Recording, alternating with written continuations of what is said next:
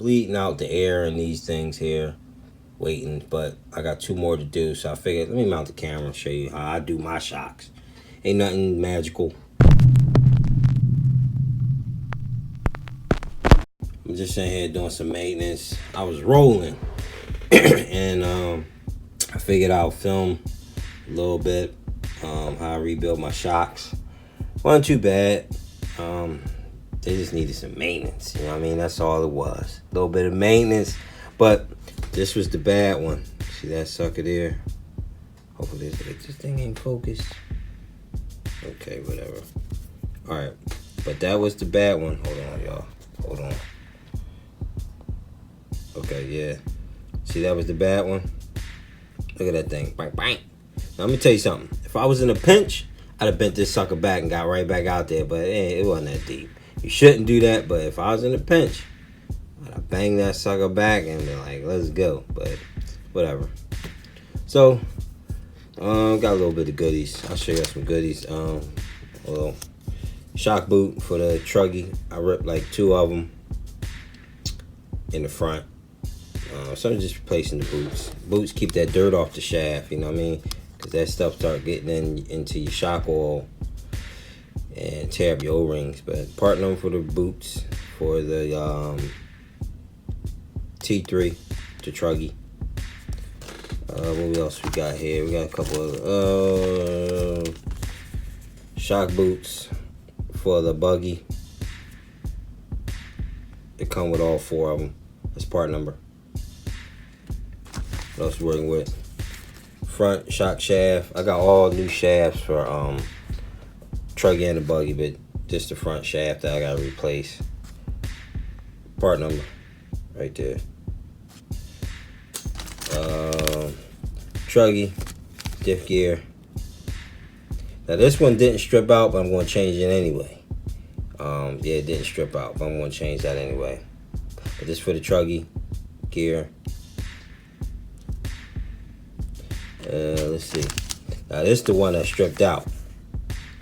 The little pinion gear for the truggy in the back. This the little one that stripped out. So that's part number. Got some new brakes, brake pads for the trip buggy. They getting a little low, so I figured let me order them now while I'm doing some order. Brake pads for the buggy. Brake pads, more brake pads for the truggy. So the buggy and the truggy are common. The brake pads are just common. All right, so all good. Now, let me tell you, this is the gearbox for the buggy truggy. It's still the same. It's still the same gearbox, right? The reason why I'm changing the gearbox, right? Because these warp. These gearboxes warp. Losi did the same thing. If you ever have a pinion gear strip out on you, right? Say you had the pinion, the ring and pinion gear. You shimmed it good, everything good, and you've been rocking with that for months, and it's been good. And that pinion gear happens to just strip out on you, like mine just stripped out on me. More than likely, this warped on you, okay? And they warp because that rear is under a lot of tension. You know what I mean? And they warp. It's just, you know, it is what it is. So normally when I change the pinion gear, I change the ring gear, the pinion gear, and I change the case too. It's cheap. You know what I mean? Because normally these warp out, and that's what happens is it gets to flexing. So under power, the case will flex and allow that gear to move back just a little bit and skip, bam, and then next thing you know, you're stripped out. So that's just something I do. That I change the gear, the case, whatever gearbox, whatever pinion gear I strip, front, rear, I change out the gearbox too. All right. Sticker decal because I got a new wing. You know, whatever. I don't know about that. Now this is another thing. I got some more bearings. These are the 6x12x4. These are the bearings that go in them diff cases. Normally you should change that, especially that rear bearing. That rear bearing takes a lot of beating. So I'm putting all new bearings in the diff cases. these are all the same size. But normally you should, like, especially when you doing the diff case change, is that rear bearing, it takes a lot of abuse. And also another engine heater. Nothing wrong with my other heater. I got, actually, this is gonna be like my third one. What happens is the cloth here, they start to, dry rot from the heat, back and forth, start to heat. So I'm gonna change this. I just bought an extra one, but this is the third one, so whatever. All right. Anyway, what I wanted to tell y'all. This is what I want to tell you. All right. So look, right. Say you get a shaft. All right. Let me show y'all this first. Let me zoom in. Hold up. Where my shock at? Okay. Say you get, a shock shaft bent on you. This is how you, the way you rebuild these ones is O-ring first, then you got this little, this bushing. Then it's, I'm trying to do this through the camera. Then it's this O-ring. Then you got this little hat bushing. Let me see if I can zoom in and see if I can see that. See the little hat bushing? That goes on the outside like that. Like that. All right. You should rebuild all of this because when that bends, normally this gets elongated or stretched out. All right. This one's fine, but I'm rebuilding it anyway. But I'm going to show you the one. Hold up. That's jammed up. Hold up. Here we go. See that? Let's see if we can zoom in. See that?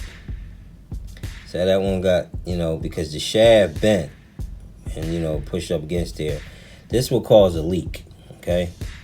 Even though you got the O-rings in, but will cause a leak. So I'm rebuilding all of them. But you don't have to rebuild all of them. If your shafts are straight, you're good. But I'm just going to do it. But if you have a shaft that bends on you, rebuild your shock, the guts inside the shock, all right? That's just good maintenance tip. But otherwise that, people, she good to go. I'm putting the same fluid back in. I run 40 weight in the front on the truggy, 40 in the front, 35 in the rear on the truggy. I do 37.5 in the front, from the front for the buggy, and 30 weight in the rear for the buggy. But I might up this. I'm thinking about upping this to maybe this combination, a little thicker, a little stronger. The only difference is the truggy, I'm using the Mosher shocks, Mosher caps, meaning, see, this is just the rubber, it's not the bladder. So the Motion ones is, you can bleed it from that screw up top there, all right? So when you're bleeding, your shocks, you can bleed it right through there, all right? That's on the truggy. On the buggy, hold on, people. On the buggy, you see I got the bladders in the buggy. All right, the bladder, see, that's the bladder. And there's no bleeding on this, all right?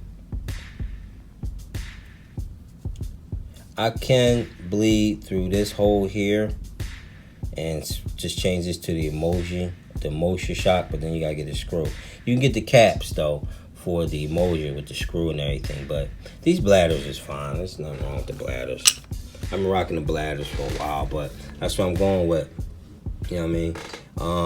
So I'm gonna mount the camera, show you how I do I almost spilled that. This stand, people, is good. I forget where I got this stand from. It's off Amazon. I can't think of the name, but I got it from Amazon. It's a car stand, but you can use it for your diffs, your shocks, hold it. So I'm bleeding out the air in these things here, waiting, but I got 2 more to do. So I figured, let me mount the camera and show you how I do my shocks. Ain't nothing magical, but I'm gonna show you anyway. All right, be right back. All right, people, got the camera mounted, and all right, I'm gonna start with the rear shocks. In the rear for the truggy, I'm putting in 35 weight in the rear. All right, so it's not rocket science. This is how I do mine. Let me put the disclaimer out. I'm no expert. Okay, only do my way. I only know my way. I mean, it works for me. It might not work for you. I don't know, whatever. But I'm no expert. Okay. All right, so let's get rocking and rolling here, baby. All right, so like I said, you got your shock all done up. Oh, you know what? Let me tell you this real quick. Alright, see these rubber boots? You're doing these rubber boots. You're putting them on. Put like some 3-in-1 or shock oil in there first. You know, get it nice and, you know, lubed up in there, because it'll slide in better and it'll help it from ripping, sliding, you know, when you shock is moving and everything. You see this one got a little ripped up, you know, whatever. And the reason why you want to change these, because, you know, once, you know, you get dirt on the shaft, it can carry up into them O-rings and get up into your fluid. You know what I mean? Which I think that's what happened. Mom, let me show you this fluid. Look at that thing. Wee wee. But that's from the buggy and the truggy. Now the truggy fluid, that been in there since I built the kit, and that's been a minute ago. Buggy fluid probably been in there. Shoot, I don't even know. I don't even remember when I changed it. It's been a couple months, something like that. Yeah. So anyway, all right. So here we go. All right. So you get your thing all cleaned up and everything. No. Pour whatever shock weight fluid you're going to. You know, I pour mine in there. I fill it all the way up to the top. All the way to the top, baby. Alright. Now, then you want to run it through. Run it up. And I hold it there. So it can suck that fluid up to the bottom. Alright. Then I pull it down. Do that a couple times. Alright. Now I'm going with 6-hole 1.3, 6-hole 1.3s. That works for me. You can go with 8-hole 1.2s. A lot of foreign tracks use that, but you know, whatever, you know, or maybe 5.1s, or you get some kits come with the empty slots and you can drill your own holes, but I usually go with the 6.1.3s. And that's the disc or whatever right there. Alright, 6 holes, okay? Alright, so once I use that a couple times, right, I'll pull it down to the bottom, hold it there, and then I'll top it off. Alright. Alright. That's it. Alright, put that up there. Oopsie daisy. Okay. Go on to our next one. Same dilly, yo. Fill her up. Alright. Push her up, hold her down.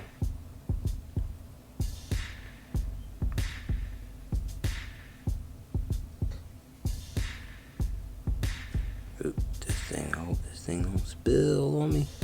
Alright. Run her up and down a couple times. You know, we're trying to see if we can get that fluid underneath the bottom of that piston. That's what it's called, piston. 6.1.3 piston.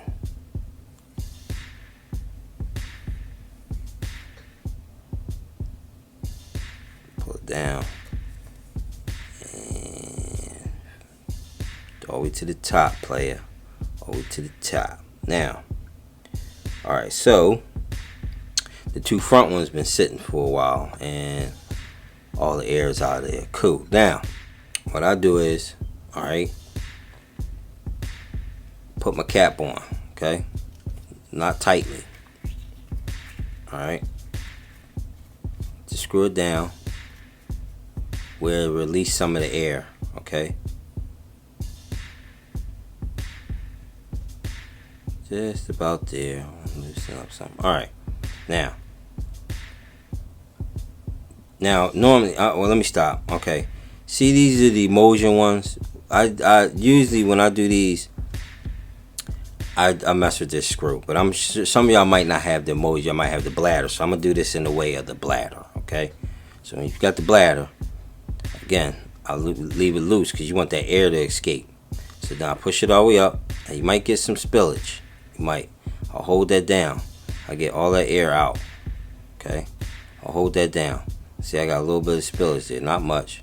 Alright, so I hold it down, bleed off some of that air. Then I tighten down my shot cap. Okay, then I normally take some kind of, where's it at here? Hold on. Take something in the eye hole, tighten it down like that. You ain't gotta put the death grip on it, you know, just snug it up. Alright. Now, let's say we was doing the Mosier way with the screw. Okay? Let me find my okay, here we go.